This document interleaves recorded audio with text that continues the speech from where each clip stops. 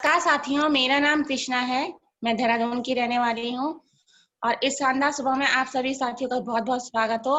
आप सब इस मंच पे इसलिए उपस्थित हैं क्योंकि आपके अंदर एक भावना है, कुछ बनना है, तभी तो आप सुबह-सुबह उठ के उपस्थित होकर, नहीं तो जो सोए हो तो सोए नहीं हैं, जागने वाले को सीख रहे हैं। और आप सभी से एक विनती मैं ये करना चाहूँगी कि जहाँ कहीं भी आप बैठे हो, ऐसे स्थान पर बैठे जहाँ पर इंटरनेट की पूरी सुविधा हो। बच्चे स्क्रीन से छेड़खानी न करें, ना ही आप करें।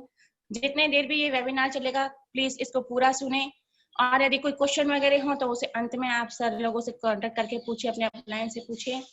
अब ज्यादा मतलब समय का आपका समय न लेते हुए मैं इस मंच पर आज की वक्ता को आमंत्रित करना चाहती हूँ। मेरा खुद का इतना नहीं है कि मैं उनको अकेले बुला सकूं, तो मैं चाहती हूँ आप सब लोग जोरदार तालियों से उनका स्वागत करें। तो मैं उनको मंच में आमंत्रित करना चाहती हूँ। Miss Kusum Chhetri ma'am, on the please on the stage.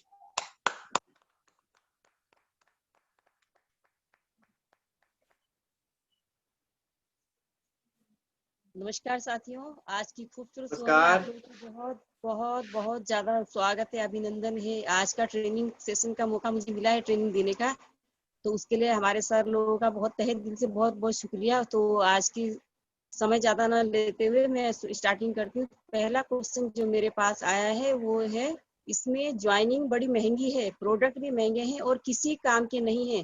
अगर एक बात मैं आपसे पूछना चाहूँगी, पहले तो फील फेल्ड फाउंड वाला वो हमारा जो करना है वो तो हम करेंगे ही करेंगे। उसमें इस तरह बताया जाता है कि हाँ सर, मुझे भी स्टार्टिंग में तो ऐसा ही लगा था, लेकिन एक बात आप बताइए, इतने टाइम से आप इसमें जॉब कर रहे हैं, काम कर रहे हैं, सर्विस कर रहे हैं, लेकिन आपके पास अगर आज की डेट में 5 से 8 हजार रुपए तक की इनकम आपके पास इन्वेस्ट करने के लिए आपके पास नहीं है, तो बताओ कितनी बड़ी बात है। इतनी छोटी सी रकम के लिए आपको सोचना पड़ता है।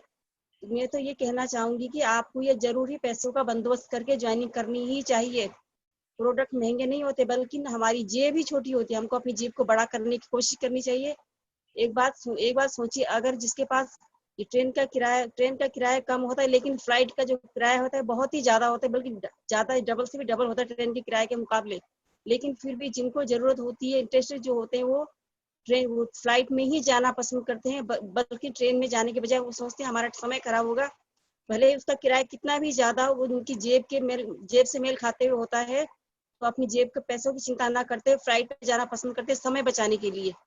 क्या उनको भी तो लगता होगा कि इसका किराया बहुत ज्यादा, हम भी ट्रेन में जा सकते, लेकिन उनको उनकी जेब भारी है, उनकी जेब में दम है, उनकी पॉकेट में दम, इसीलिए वो ट्रेन के बजाय फ्लाइट में जाना पसंद करते हैं। तो सर, मैं आपसे जानना चाहती हूँ कि अपनी जेब को बड़ा करना चाहिए या उसी छोटी जेब का रोना लेकर कम मेरे पास पैसा नहीं है का गाना गाकर हमेशा जिंदगी भर इस चीज को आप आगे बढ़ा सकते हैं। बाकी रही प्रोडक्ट के इस्तेमाल करने की बात, तो प्रोडक्ट तो इस्तेमाल करना या ना करना तो हमारे ऊपर डिपेंड करता है कि हमको किस चीज की जरूरत है, उसी के तरीके से हम अपना प्रोडक्ट ले सकते हैं।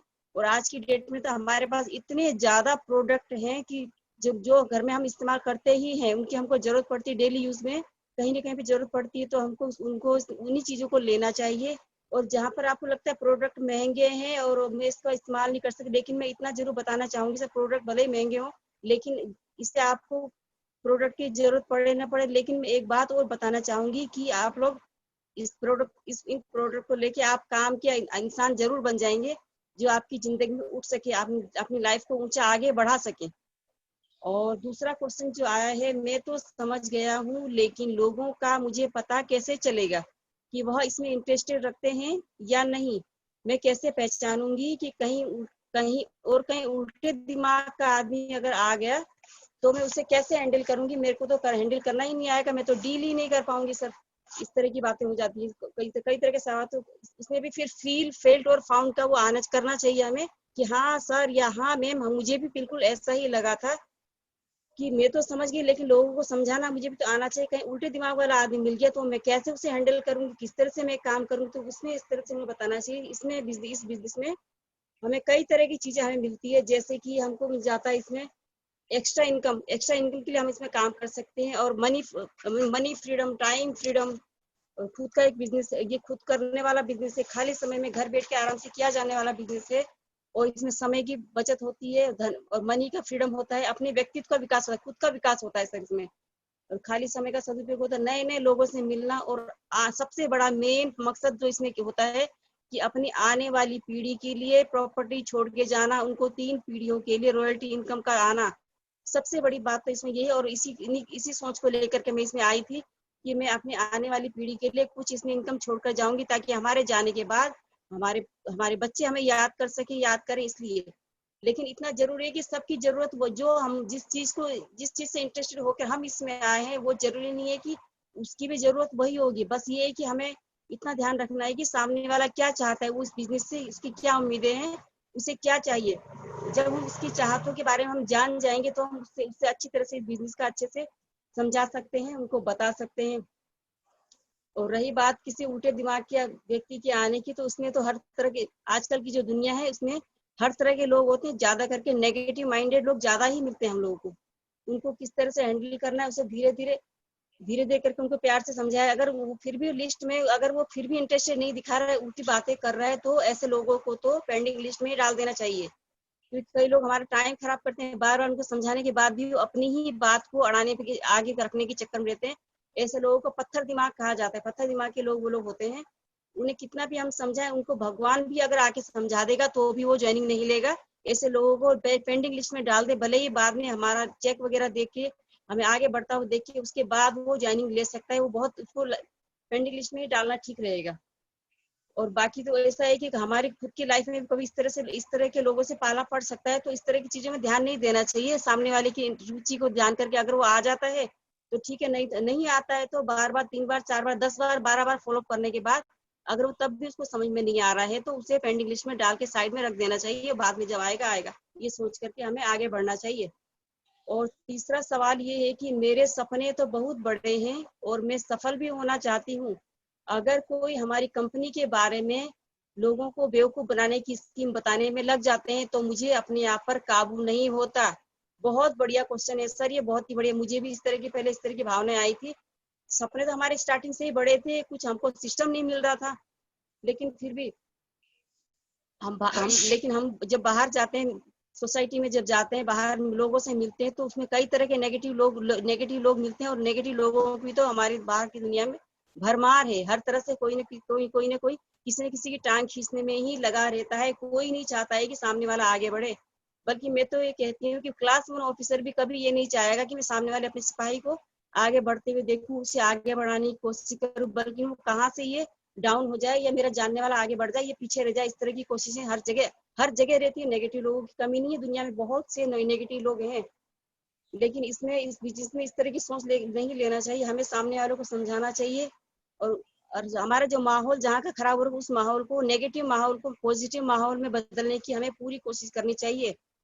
हर तरह के लोग दुनिया में मिलते हैं। और अगर फिर भी अगर आपका माइंड सेट ठीक से नहीं होता है तो हमें मीटिंग्स वगैरह अटेंड करनी चाहिए, हमें कैसेट वगैरह सुननी चाहिए और अपने अपलाइन से बात करनी चाहिए। अगर हमारी मेंटेलिटी नेगेटिव लोगों के पास के साथ मिलने के बाद, हम नेगेटिव लोगों से मिलने का नेगेटिव जब जरा सा भी हो जाता है तो हमें आके अपना यूट्यूब में आके अपना ये इसके फंक्शंस वगैरह सुने, इनकी वीडियो वगैरह देखें। अपलाइन लोगों की, सर जसवीर सर की, सत्यवीर सर की, बड़े बड़े हमारे अपलाइन सर लोगों की हम वीडियो वगैरह देखें, उन्होंने किस तरह से काम किया। तो वो भी तो स्टेप बाय स्टेप इन लोगों का सामना करते हुए, नेगेटिव लोगों का सामना करते हुए धीरे धीरे स्टेप बाय स्टेप वो डायमंड शिप तक पहुंचे हैं।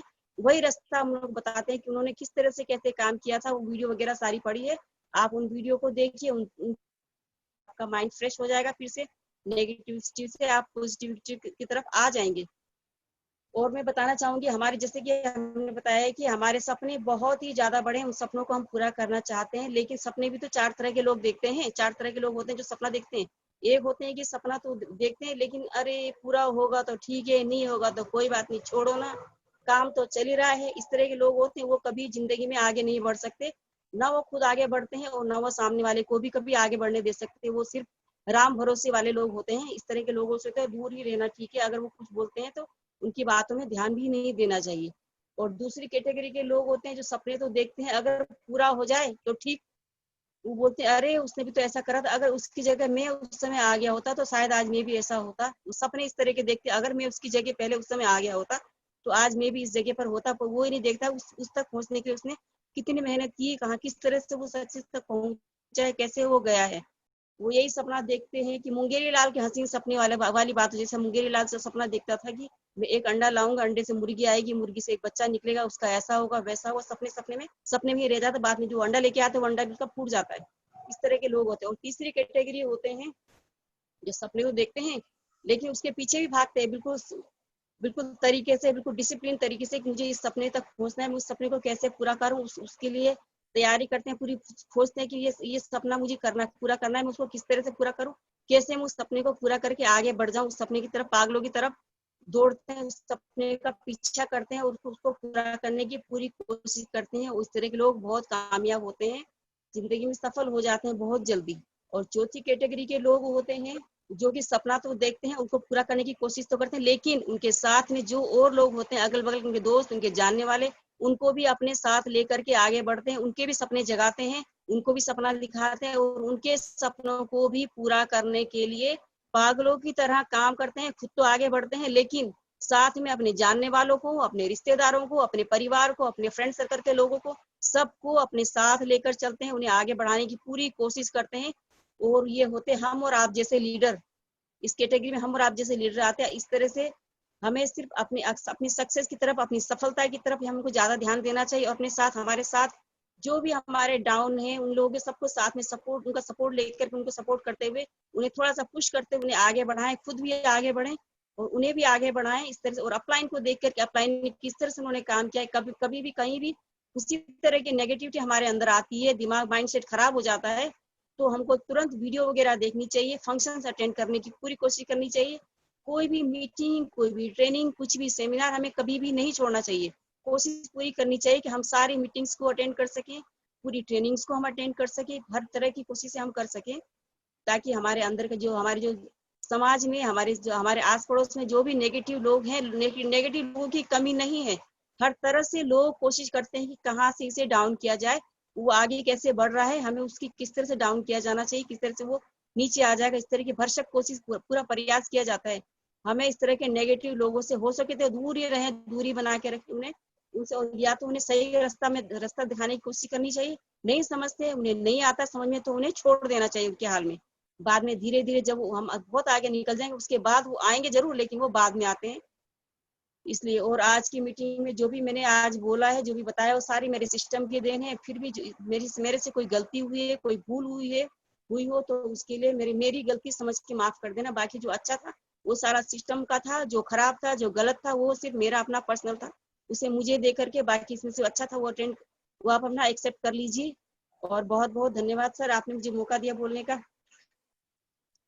बहुत बहुत धन्यवाद कुसुम मैम। आज कुसुम मैम ने फुल ड्रेस कोड में इतनी अच्छी तरीके से हमें स्पीच दी और ट्रेनिंग दी, एक एक चीज को बहुत ही बारीकी से हमें समझाया है कि हमें किस तरीके से फील्ड में उनको आंसर देना है। जबरदस्त तरीके से, वाह कुसुम मैम वाह, जबरदस्त तरीके से आपने दिया। आज मैं बहुत खुश हूँ, बहुत अच्छा लग रहा है आपकी स्पीच सुन के। तो एक बहुत ही शानदार तरीके से जोरदार तालियां कुसुम मैम के लिए।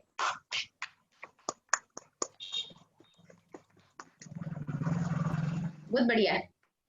आज कुसुम मैम ने हमें बताया कि जैसे हम फील्ड में जाते हैं, प्लान देते हैं, तो उसके बाद दोबारा फॉलोअप का समय होता है, तो लोग क्या क्या बोलते हैं हमारे साथ। जैसे लोग बोलते हैं कि प्रोडक्ट महंगे हैं, ये तो अधिकांश लोग ही यही बोलते हैं, है ना, क्योंकि ज्यादातर लोगों को बाहर का सस्ता खाने की आदत होती है और एक बार यहाँ पे ब्रांड की बात होती है तो उनको सामान तो महंगा लगता ही है।